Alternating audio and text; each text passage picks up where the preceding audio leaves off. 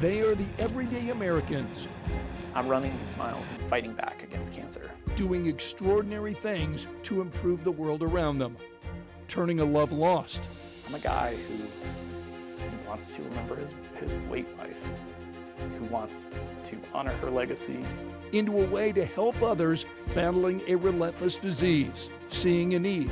We were on a field trip, and many of us had given our lunches away that day, and that kind of sparked the conversation. And taking action to make sure kids have enough to eat and preserving our history. There's something about seeing it in person, being up close with these documents from American history.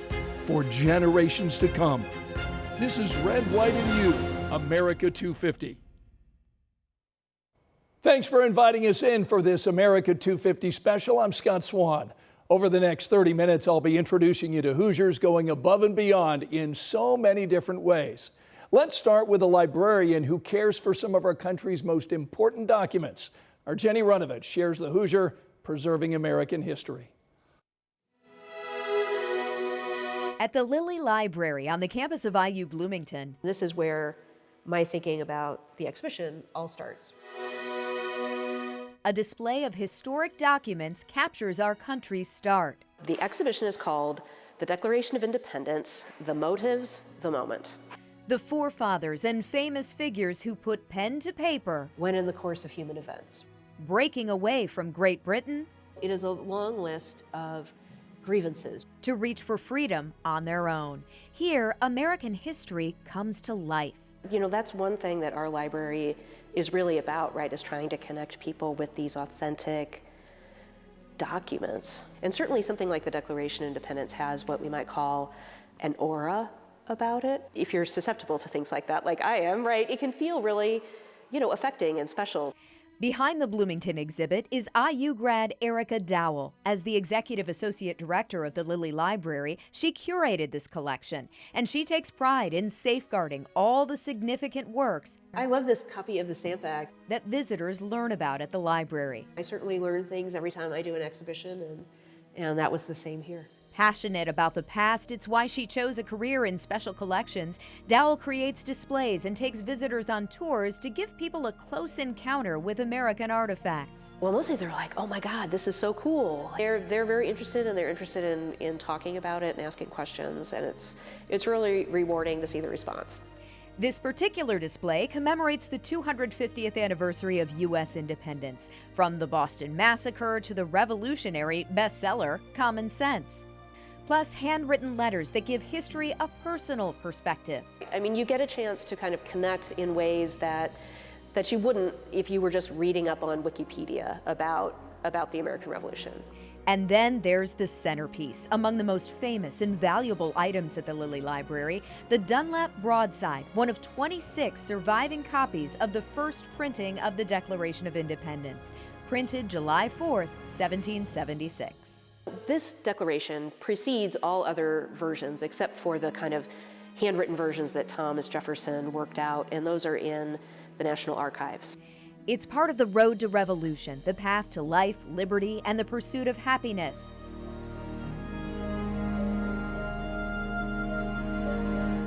And what a privilege to care for this collection, a job Dowell loves. I do love it. I just can't imagine being at a better place and having a better career. I really do enjoy it. Celebrating the written word, connecting Hoosiers to history. In Bloomington, Jenny Runovich, 13 News.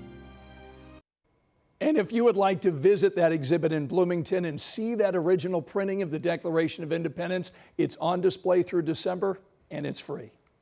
Next, I want to introduce you to a Noblesville teacher who saw a need and stepped up. Anna Chalker shows us how she's been able to serve 1 million meals to kids in need all over the district. Let's go crisscross applesauce. You're going to set up nice and tall, your shoulders. Inside Noblesville kindergarten teacher Christina Trusty's class, Get your cold ice cream for a hot day. you might think this story time is just about ice cream, Oh boy, ice cream. but it's actually a bigger lesson on sharing. Start thinking about something that maybe you didn't want to share, but you knew the right thing was to share. And Trusty remembers this happening 8 years ago. So we were on a field trip, And many of us had given our lunches away that day. And that kind of sparked the conversation. And that was the moment when Trusty and her colleagues decided they wanted to find out how many kids in this district face food insecurity. And what they first thought was only a few dozen turned out to be actually over 300. The need was much bigger than what we had anticipated. Okay, thank you. A need she's tackling with the Fuel for School food pantry. Hundreds of Noblesville students get a meal bag every weekend, full of protein, produce, and dry goods. And the only requirement for families, Asking for help. And there's no shame in needing just a little bit of help. hello guys. And Trusty is not answering that question alone. Classmates like Annalise Chamberlain take time after school to fill bags for friends they may not even know need help. I want families to be like happy and like have enough things to support them in life. What's your favorite thing in this bag? Support that continues to grow. Probably like the mac and cheese. Mac As and the cheese. pantry will fill its 1 millionth bag this year, a number Trusty thought they'd never reach. You realize that every one of those bags represents a child who needs extra food. Extra food and love, all packed in one bag. In Noblesville, Anna Chalker, 13 News. What a great effort. This next family changed their entire lifestyle to create opportunity for their son. Jenna Webster shows us how their farm is doing more than just raising animals. You'll find a lot of farms in the Indiana countryside, Come on, girls. but maybe not one's home There they go. to yaks. How are we doing, ladies? You know this gate's shut. The Lammer family started raising yaks just a few years ago. See, Violet here, she is our oldest yak. They're also first-generation farmers. They raise the yaks, sheep, grow pecans, pawpaws, persimmons, and lavender on their 25-acre property in Arcadia. I'm in finance, and my husband's background is accounting. So very different than what we're doing right now. That's Kathy Lammer. She and her husband, Chris, For a lot of different reasons. are big outdoor people who love to learn something new. But the real driving force behind opening Woolly Yak Ranch and Winery, Hey, do you like Lucky? Yes, I like Lucky, Peppa, and Penny. their twin boys, Zachary and Jacob. Zachary. Jacob is on the autism spectrum. We felt as though if we opened up a farm that he would have employment taking care of the animals and just doing various farm tasks. And the main thing is he would have employment doing something that he enjoys. Jacob works on the farm during the week. Zachary helps on the weekends when he's home from Purdue. There you go, Luck. You want one pup? We knew that Jacob, our son on the spectrum, would become close to the animals, so we wanted to make sure that we could keep them and still get a benefit from them. We're teaching him to knit as well, so when our yak yarn is returned from the mill, he'll be able to knit yak wool hats and scarves and things like that. Now the farm has grown from just their family to welcoming people to meet the sheep, trivia and live music in the wine tasting room, and the popular wagon rides to get up close with the yaks. Hey, Jay, do you remember brushing the yaks? Yes. Do you remember having to use the brush? We have to be really careful, right? It's been a learning opportunity for the whole family, Just like that. and something for the brothers to do together. One of the coolest parts is that I've been able to show them so many different things about how to feed the animals. We've watered the animals together. From yaks to pawpaws and first-generation farmers, this farm is something future generations can carry on. In Arcadia, Jenna Webster, 13 News. The Lammers also have a 1-acre vineyard. Their two most popular wines are the Pawpaw wine and a raspberry jalapeno wine. If you'd like to visit Woolly Yak Ranch and Winery, it is open Wednesday through Sundays starting at 11 a.m. Still to come, a homecoming more than 8 decades in the making. How a Hoosier sailor killed in Pearl Harbor is finally getting the honor he deserves. Plus, I hate ketchup, but I hate cancer more. And that became the tagline. see how ketchup is helping one man honor a loved one lost to cancer while fighting for those still battling the disease.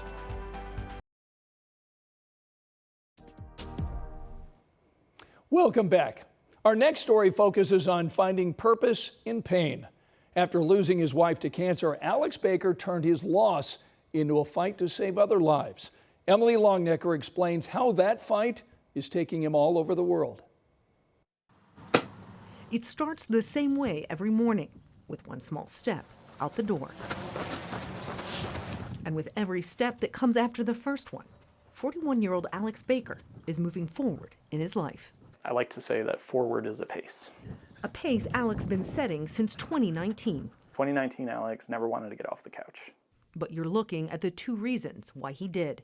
His late wife Amanda, who died that year at 36 from colorectal cancer, and his son Riley, who was just 4 at the time.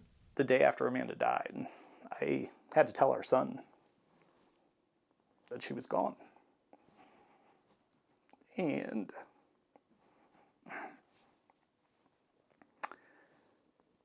he shouldn't lose another parent because I couldn't take care of myself.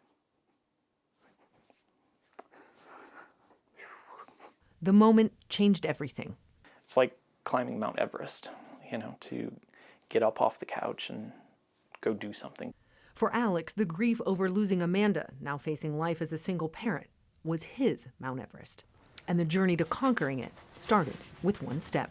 First a mile, then 2, then a 5K. 7 years later, he's still climbing. The journey has now taken Alex across the country. This is the bib from New York. This was my first major race. And across an ocean, running marathons. Berlin was the toughest race I have done. With each race, Alex raised money for cancer research and to help families fighting the disease. Almost $50,000 to date, with over 4,000 miles behind him. For me, it helps make the miles mean something different. That means something more. That I'm running these miles and fighting back against cancer. He's not alone in doing it. His fiancée, Lindsay, is now part of the journey. She's on my sidelines, both, at a race and in life. In fact, Lindsay was with Alex at a July 4th parade that helped inspire the foundation he launched this past December. We swore somebody was handing out ketchup packets, and we just thought, wouldn't that be funny to go to a parade and hand out ketchup? For some reason, the thought stuck with him. So I was out mowing. Ketchup, ketchup, ketchup, ketchup, ketchup to cancer. That's it. I come inside and I tell Lindsay, ketchup to cancer. And it's the first spark. A spark that started with posting on social media, to raising money, handing out ketchup packets at local parades, to starting his own foundation, Ketchup to Cancer. I hate ketchup, but I hate cancer more. And that became the tagline. An ironic place to be for a guy who never uses ketchup and never thought he'd be running marathons around the world. I don't think I'm special. I don't think I'm extraordinary.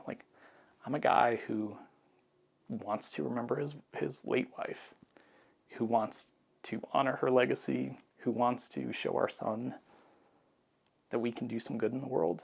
That something good can come from your greatest pain. Sometimes getting there takes longer. Who cares what your finish time is? Just keep moving. One step at a time. Forward is a pace.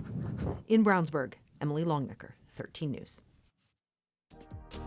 Still to come, we'll introduce you to a Purdue astrophysicist working to help others understand the world around us.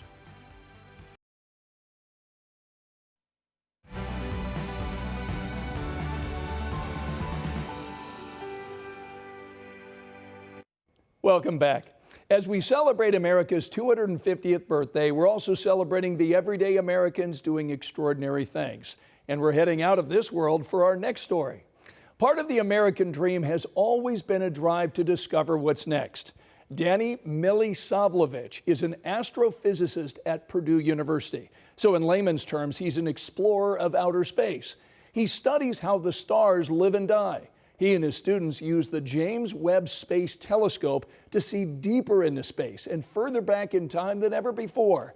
Danny doesn't just spend time in the lab, he also takes the lessons that he's learned into the community, making presentations and giving talks to stargazers, young and old. Space is fun, and I think as citizens of the universe, everybody should spend some bit of their time understanding our place in the universe. As for the next 250 years of exploration, Danny believes we will find some form of life in our solar system and beyond. An Indiana sailor killed in Pearl Harbor finally laid to rest. He said, "I will be home for Christmas," and obviously had no idea that his time was running out. how he was identified decades later and the family connection discovered during the process. Next.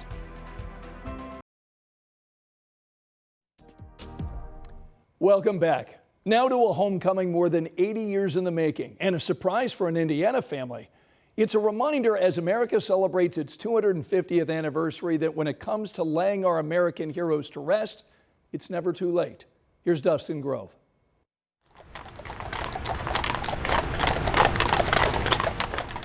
At Arlington National Cemetery, on a rainy morning in May, the skies may have been dreary, but for the family of Paul Newton, this day, it was awe-inspiring. Order! Order! Could not have been more beautiful. At peace! People just came from all over to acknowledge that he lived. And I think someone who died at age 20 could so easily be forgotten. Especially after 85 years. But to know that someone in our family was a hero.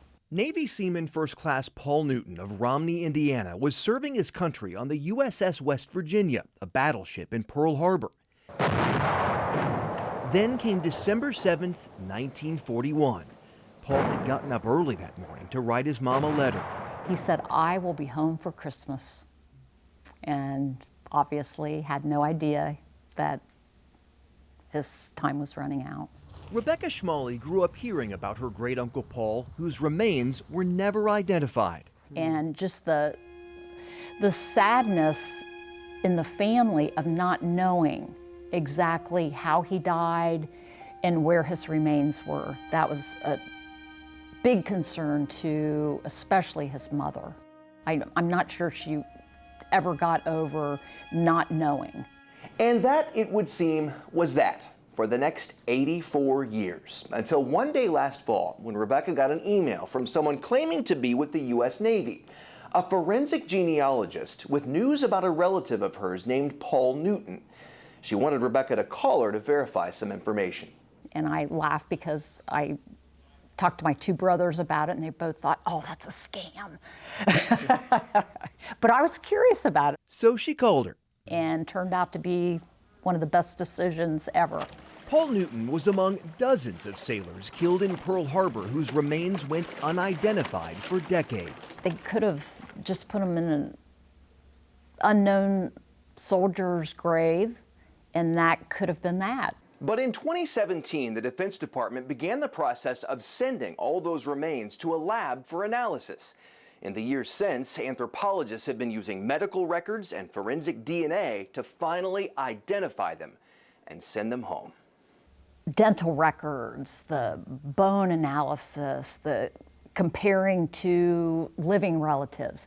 It was much more comprehensive than I would have ever anticipated. And that they care enough to continue to do it. It's how they connected Paul Newton to Rebecca Schmalley. As it turns out, I'm the oldest living blood relative of Paul. And that DNA would also determine that Paul Newton wasn't the only Newton in Pearl Harbor on that day that would live in infamy. It set into motion a family connection these relatives never knew. Wayne grew up here in town, went to Gershmeyer High School. Wayne Newton. He's a good guy, family guy. Was Paul Newton's cousin, who also signed up to serve. As Seaman First Class, he was aboard the USS California, and just like his cousin, Wayne's remains were left unidentified for decades until late last year. What does it mean to bring him home? It's just an honor. I mean, to have him come back home and be, especially be laid to rest next to his mom and dad, and it's just an honor to have him back. His great-nephew Jeff is grateful to the Navy. Because it's been very easy after 84 years to just sweep that under the rug and say, you know, there's no more we can do about that. But they didn't. They picked it up and took it and were able to bring Wayne home. And what do you think about that? I think it's fantastic. I mean, the fact that they did that after all these years, they decided that these soldiers deserved more. And their families and their families, yeah. One family, 2 losses, and a generation later, neither side's descendants had any idea about the other. I don't ever remember my grandfather talking about him. I didn't think that it could be more incredible after going through the discovery that we did with Paul. And then to find out that this cousin has also been identified and is also going to be laid to rest just a week later is such a joy that they both came home. Home to a fitting farewell, finally. Puts an ending to this story. It's amazing.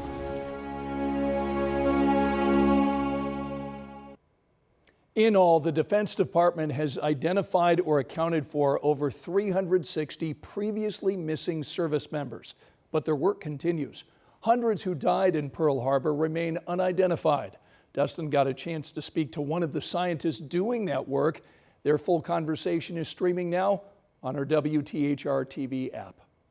Thanks so much for joining us for this America 250 special. We've enjoyed sharing these stories of hope, inspiration, and legacy, all things that make our country so great. Until next time, I'm Scott Swan.